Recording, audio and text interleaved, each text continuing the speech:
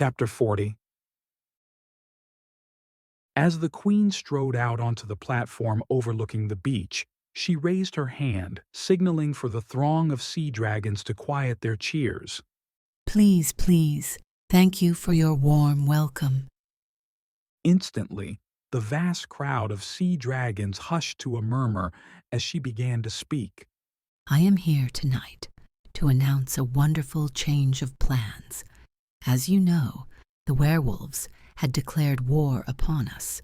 They had their own air dragon, a mighty creature to be sure, but I knew my powers were still greater. Nonetheless, this air dragon gave the werewolves a sense of invulnerability. It was their god. It arrived about the same time as I did. The crowd fell completely silent as the queen paused, her eyes narrowing for a moment as if delving into profound thoughts that needed coaxing to the surface. Every move, every tone, every word she spoke was imbued with the theatrics of godhood. Well, the werewolves have lost their god. A resounding cheer erupted from the crowd, echoing into the sky. And as it did, the queen tilted her head back and unleashed a stream of fire into the air. There, for all to witness, the silhouette of an air dragon, the werewolf god, descended toward their queen. A hushed amazement swept over the onlookers as it gracefully landed on the platform. With a regal nod, the queen acknowledged Obsidian. His name was Obsidian.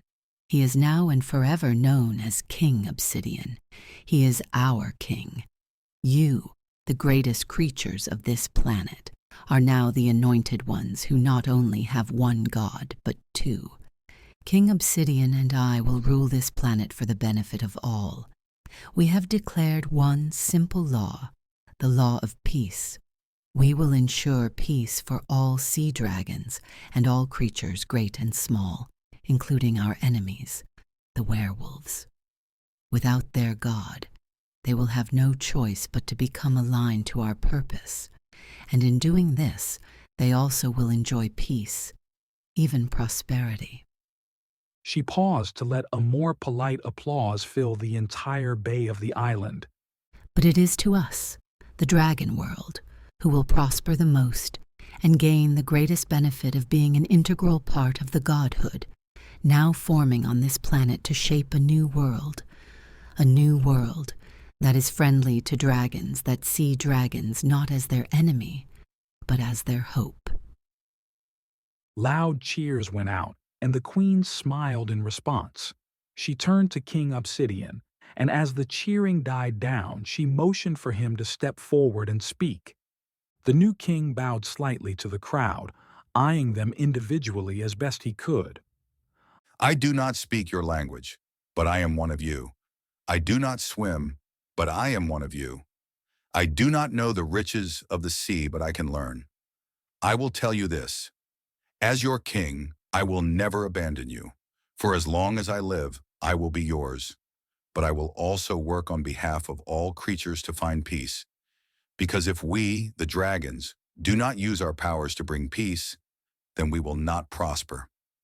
He paused, glancing at the queen, whose eyes were encouraging.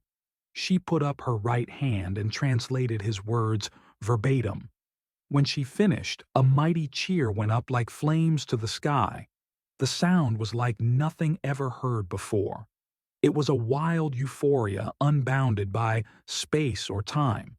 The sea dragons finally had their gods. The headwinds had suddenly and miraculously become tailwinds, and they all knew that power was on their side. Near the very back of the crowd, floating in the black bay of the island, there was a sea dragon that wore a worried expression on her face. She hadn't exhibited the same euphoria or the wild cheers of her compatriots. In fact, she turned and swam away to the shores of the mainland. She would make her own translations, hoping that when she did, she would somehow feel better.